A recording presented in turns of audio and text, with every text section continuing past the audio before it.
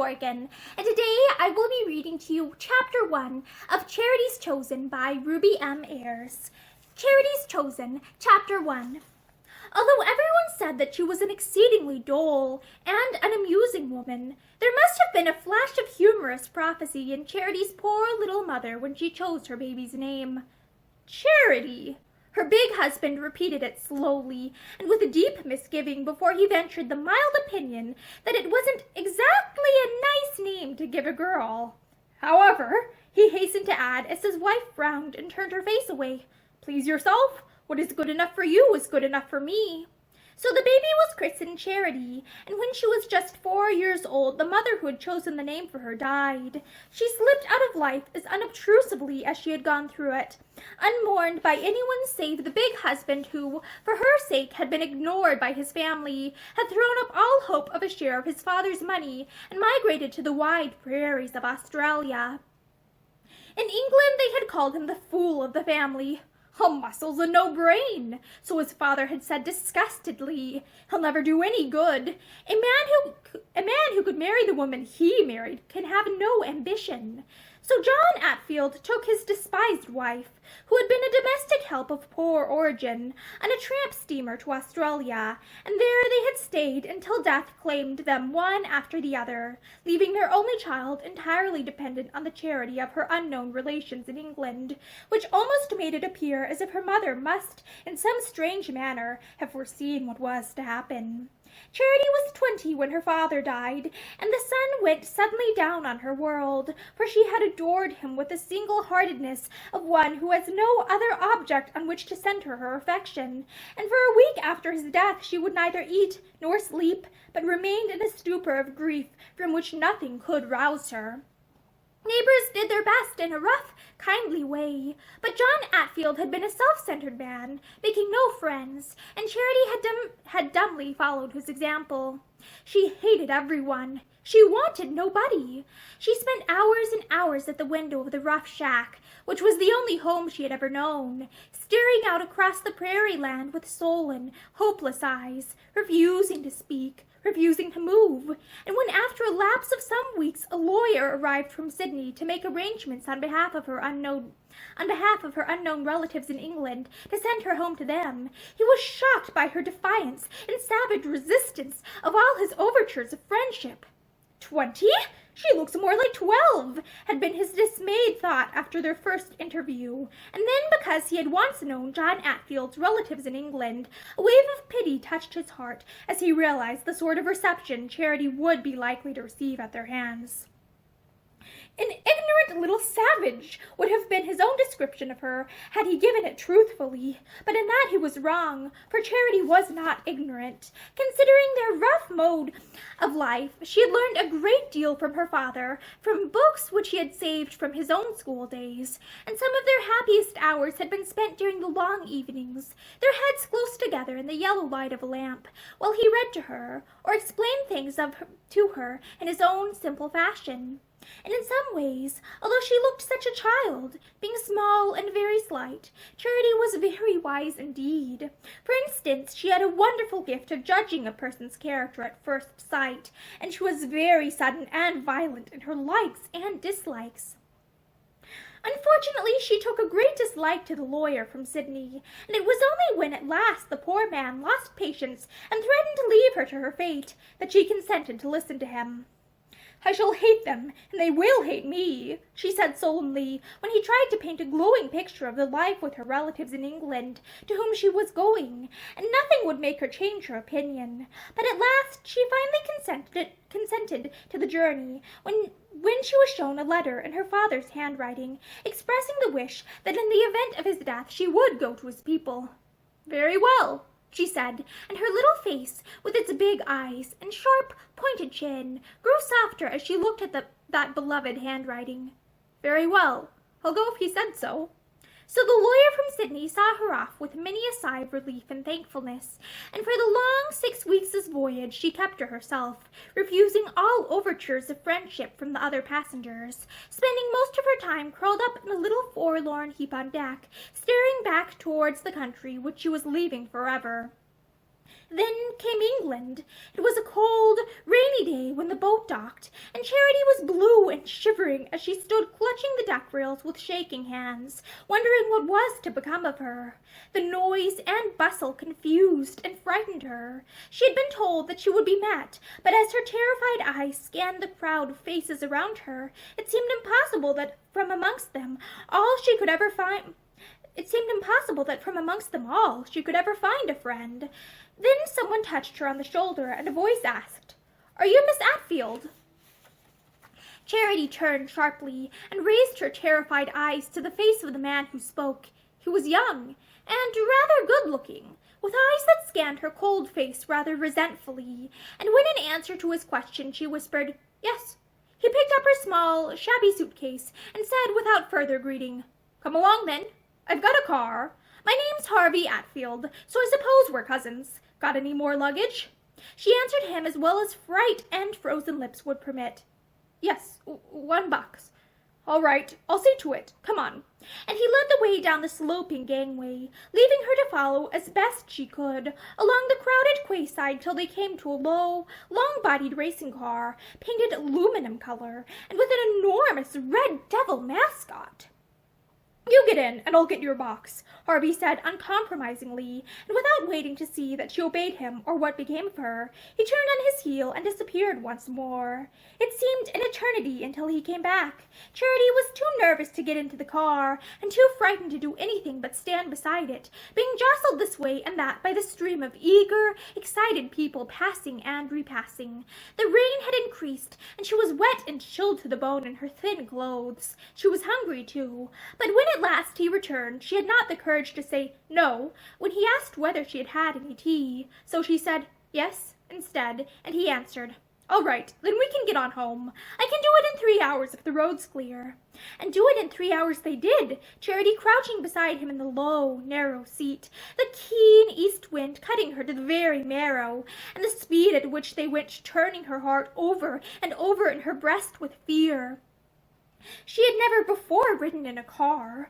Out on the prairie, she and her father had been content with a slow jolt in a buggy pulled by an old horse, and this terrific pace through the growing darkness and rain was a nightmare journey.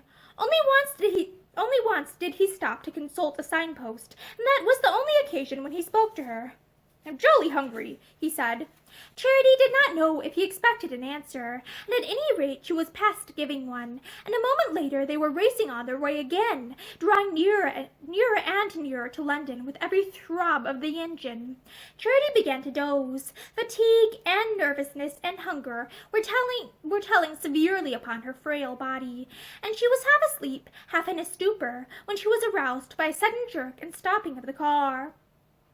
She opened her eyes with a weary effort. They were out of the traffic now, in a comparatively quiet street with rows of lamp-posts on either side, and Harvey had drawn the car up to the curb outside a tall, solemn-faced house with lights burning in several of its windows. "Shan't be a minute," he said casually. "Friend of mine lives here, a man named Heather. Don't mind waiting, do you?" It would have been all the same if she had minded, for he did not give her time to reply, but disappeared up the steps leading to the house, and Charity was left outside. Her eyes closed again, and her lips moved, but no sound came from them, though she thought she tried to call after him. "I'm so cold and hungry." But anyway, he was too far off to hear, swiftly crossing the wide entrance hall, and then running up the stone staircase that led to the first-floor flat. Hugh Heather was mixing himself a whiskey when he heard a step outside on the landing, and a moment later Atfield thrust his head unceremoniously round the door.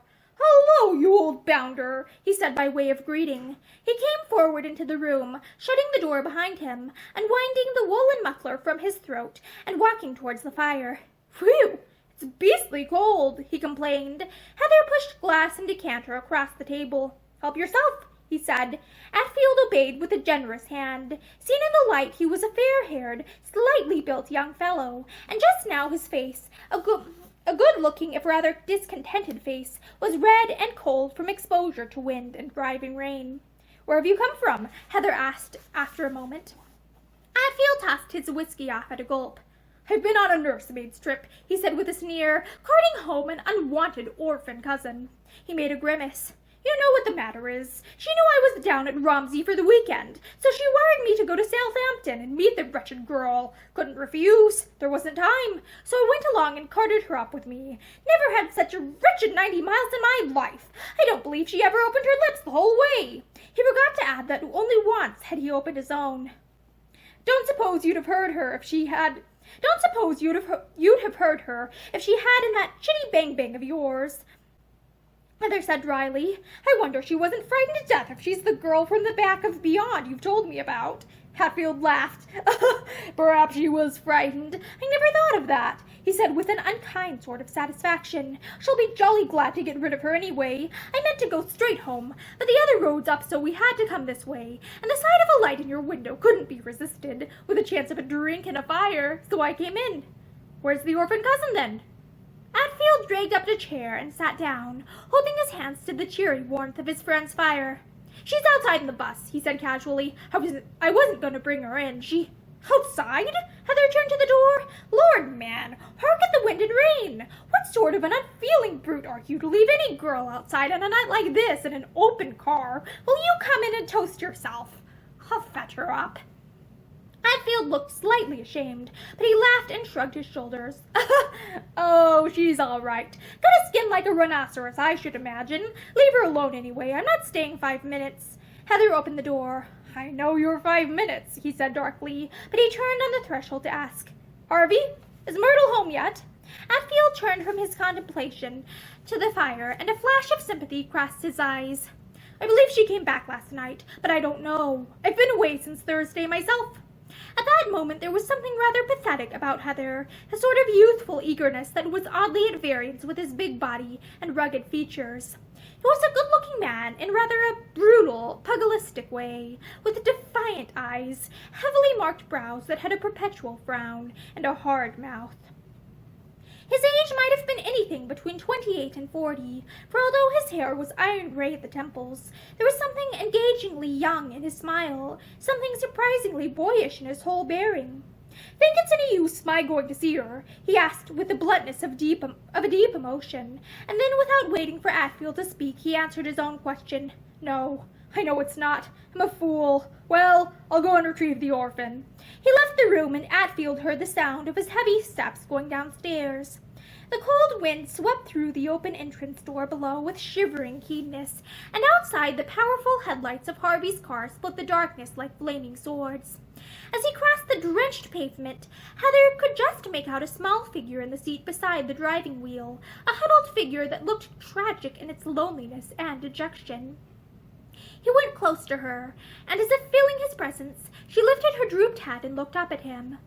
The yellow light of a rain-blurred street lamp shone full upon her, and after the barest silence, Heather said, with a half-laugh in his deep voice, "Hello, funny face!" For that was how at first sight Charity struck him, but the next instant he realized his mistake, and he said more gently, "I've come to fetch you in. I've got a fire upstairs." For she wasn't really funny after all, he could see, only very small and pathetic and lonely. He could feel her deep, searching eyes upon him through the darkness. Then she spoke in a fierce, unfriendly little voice. "Are you another of my cousins?" There was such unmistakable animosity and bitterness in her voice that Heather answered at once blankly.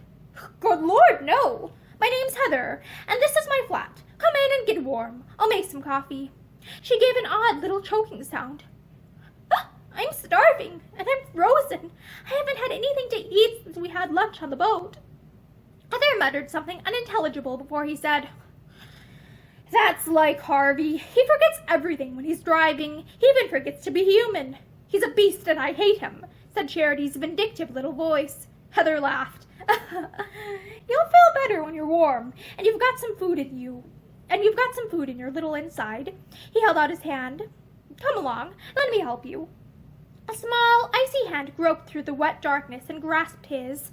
"I'm so cold. I can't feel myself at all," she said. Heather's was getting cold too, so with a gesture of impatience he opened the low door of the car, and without ceremony picked Charity up in his arms. "I'll carry you," he said. She made no objection. She was too cold and weary, and Heather carried her up the stone staircase, depositing her on her feet outside the door of his flat. "There you are," he said, as if she had been a child. "Please go in." But Charity stood still, the thin plaid traveling rug in which she had tried to wrap herself against the cruel east wind, falling away and revealing her slight, immature figure in its plain, dark frock. And now in the light Heather could see her face, small and ivory pale, her sharp, pointed chin, and the large, dark eyes which were fixed on him in somber consideration. "What did you say your name was?" she asked. "Heather. Hugh Heather," he told her. She repeated the name after him. "Hugh Heather. I like that name. I like you too. I hope I shall see you again. Often," she said quaintly. Heather laughed dryly. "Do you? Perhaps you'll change your mind when you know me better." "I never changed my mind," Charity said. She hesitated, then asked again, "Do you ever come to the house where my relations live?" His eyes twinkled in amusement. "Sometimes," he admitted. Charity gave a little sigh of relief. "Then perhaps things won't be quite so bad," she said, and without waiting for him to ask what she meant, she walked into his sitting room, where Atfield sat by the fire. He turned his head when she entered, followed closely by Heather. "Hello," he said casually. The girl looked at him. "You never thought I might be cold," she said accusingly, "but you seemed glad enough yourself to sit over the fire." Heather chuckled, but Atfield said angrily, "Why didn't you tell me you were cold? You never spoke the whole way. Why didn't you tell me you were cold?" "What was the use of speaking? You wouldn't have taken any notice," she answered calmly. The two men looked at one another silently, and Charity drew a chair close to the fire and put her little feet on the brass fender rail. "I should like the coffee you promised me," she said to Heather, "and I should like to take my hat off, if you don't mind." She took it off without waiting for permission, revealing a thick shock head of dark hair, cut short, and waving like a child's about her ears, and in the nape of her slender neck. Atfield watched her sulkily as Heather went out of the room, returning almost at once with a coffee pot and a cup and saucer and milk. "Don't you keep any servants?" Charity asked interestedly. "I thought everyone in England kept lots of servants." Heather laughed. "Your rich relations do, you'll find," he told her, "but I'm a poor man and have to fend for myself." Her large eyes opened wider. "Do you clean this place yourself?" she asked. "I get a kind of char lady for an hour every morning," he told her. "Oh." She watched while he set the coffee pot on the hob of the fire and poured the milk into a small saucepan. "I should like something to eat as well," she said after a moment. Heather looked at Harvey Atfield. "Go and forage," he commanded briefly. "I know there are biscuits and cheese." And then as Harvey began to grumble, he added curtly, "Serve you right. Why didn't you see she had a decent meal?" Harvey disappeared into the next room, and Heather looked at the girl with an amused smile. She reminded him somehow of a quaint doll as she sat there, her shock head of hair rising fluffily in the warmth, and her large, dreamy eyes fixed on the fire. "How old are you?" he asked suddenly. She raised her eyes. "I don't see what business it is of yours," she said. He looked taken aback. "Well, it isn't no business of mine exactly," he admitted. Then quite suddenly she told him, "I'm 20. 20! Hugh Heather dropped the coffee pot in his amazement. "Good Lord! I thought you were about 15. "Most people do," she agreed calmly. "On the boat they tried to treat me as if I were a child." There was a short silence. Then she asked, "Is England always as cold and horrible as this?" Heather's face twisted into a smile. "It's not so bad. You'll soon get used to it. How long are you staying?" There was a touch of emotion in her voice when she answered, "I'm here for always, for good or bad, or whatever you like to call it. I shall never go back unless I can make enough money, or unless I marry a rich man who will take me back." Heather laughed outright, and she turned on him fiercely. "It's nothing to laugh about. I hated coming here. I hated having to come as much as I know all my relations hate having me." "You're talking rubbish. You haven't seen them yet." "I've seen Harvey," she said darkly. "It's not fair to judge all the family by him," he told her. "Besides, you'll like him when you know him better. And he's got a sister." He was unconscious of the subtle change in his voice, but Charity was quick to hear it. "You like her?" she asked. "Yes." But he did not turn around from his coffee making. Charity was silent for a moment. Then she said in a subdued voice, "I shall like her too, if you do." Heather frowned. "You know you're a very absurd little person," he said. "Am I?" She looked somehow pained, and her cheeks flushed. "Well, perhaps you'd be an absurd person too if you were me," She challenged him, her voice rising shrilly. How would you like to be quite alone in the world, and quite dependent on people who don't want you? How would you like to be so poor that you've got nothing except what strangers give you? You don't understand what it is. Of course you've got heaps of money. Heather laughed grimly. Have I? Ask your cousin and see what he says. He'll tell you that I'm in a chronic state of what is called broke, that I always am, always have been, always shall be. Charity's dark eyes roamed incredulously round the room. Then, how can you afford to live here? She demanded. There was an uncomfortable pause. The devil sometimes looks after his own, Heather said cynically. Here's your coffee. And I can only find biscuits, said Harvey in the doorway. He plumped a half-filled tin down on the table beside Charity, then helped himself to another whiskey. The mater will be wondering what has become of us, he said presently. We shall have to be getting along. He looked at Charity. I don't want to hurry you, my dear, but when you've finished. I've only just begun, she told him calmly, and I like being here, and I like Mr. Heather. I shall come again. Heather flushed. You must get Harvey to bring you and his sister to tea one afternoon, he said formally. Thank you, but I'd rather come alone, Charity said. Above her head, the two men exchanged glances, and Heather said dryly, I shall be only too honored, I am sure. Harvey laughed unkindly. When you know more of this man and his reputation, you won't be so generous with your favors, he told Charity. This flat is a regular lion's den, I promise you. Why, Heather cut in bluntly. Oh, shut up. Harvey shrugged his shoulders. He picked up his muffler and began winding it about his throat again. Well, when you're ready, he said once more, and with a little sigh, Charity put down her empty cup and rose. How far do we go now? She asked resignedly. It was Heather who answered. A couple of miles, out to Hampstead. You won't be cold because I'm going to lend you my coat. Atfield looked annoyed. Absurd. We shan't be on the road 10 minutes. But Heather ignored him. He went into the little outside passage and came back with a huge rough overcoat. Charity laughed. I shall be all smothered, she objected. You won't be cold anyway, he assured her. This is guaranteed to keep out the iciest blast. I'll wrap you in when you're in the car. They all went downstairs together, but at the open door which led into the street, Charity stood still, and turning, looked up at Hugh Heather. Shall I see you tomorrow? She asked. He shook his head. No? Why? Her face fell. Couldn't you come? She bleated. His frowning brows seemed to draw closer to one another. Look here, he said at last. I don't know what you were expecting Mrs. Atfield and the others to be like, but I assure you that they will all be quite kind. They won't beat you or starve you. Charity interrupted ruthlessly. But they won't like me. Oh, I know. He looked impatient. If you've made up your mind to that, nothing will convince you that you are wrong. I suppose. She shook her head. I won't, because I know I'm right.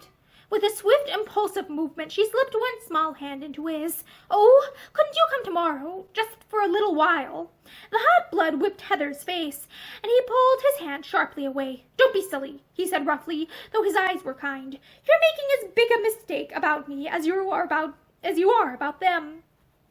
You'll find before many days are over that they're all just about as good as I am bad. It's a fact, I tell you, he insisted, as she shook her head again.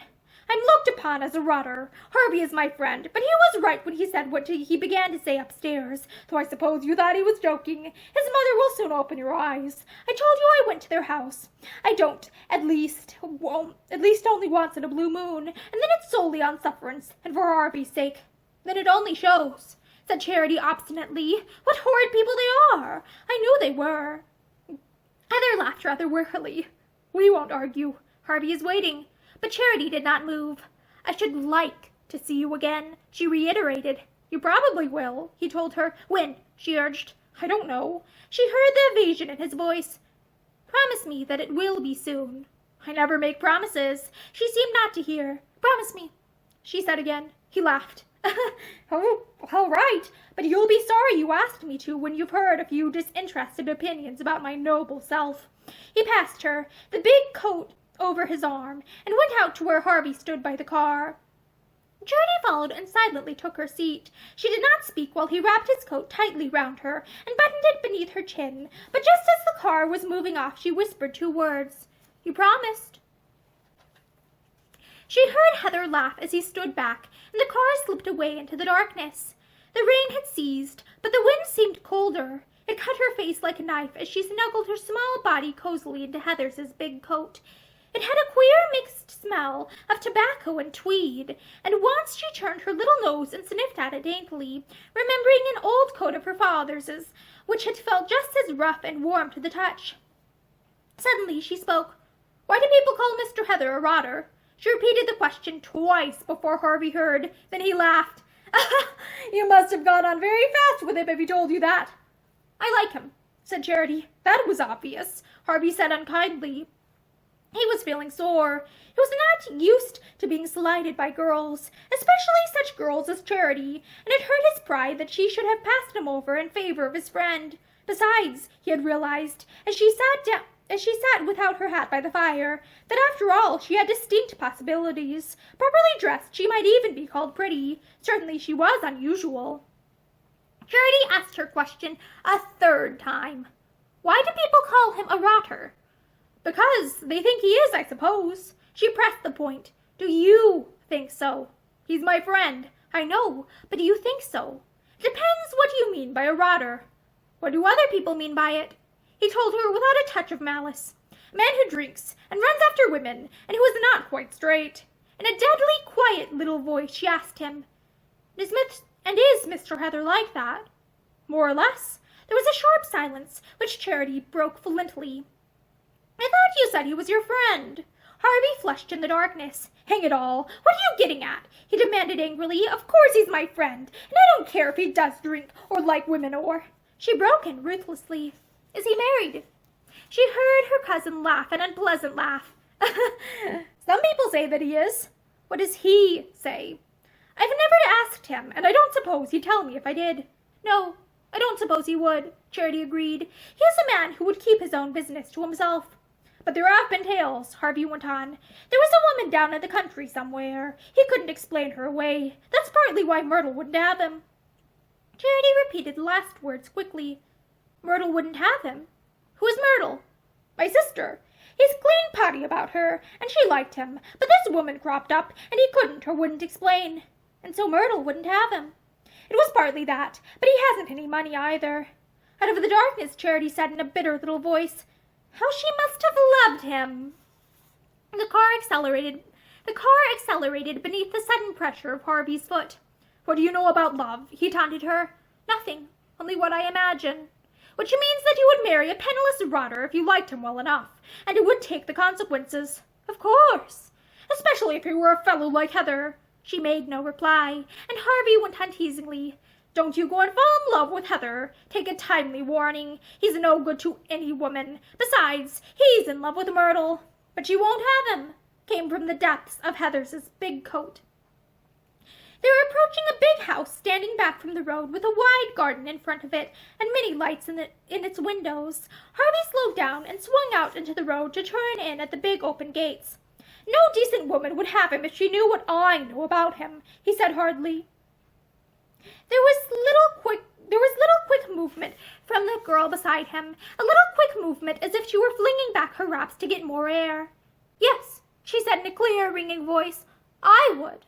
And that is the end of Chapter 1 of Charity's Chosen by Ruby M. Ayres. Thank you for listening to this chapter with me, and I hope that you return soon to listen to future chapters. Have a great day!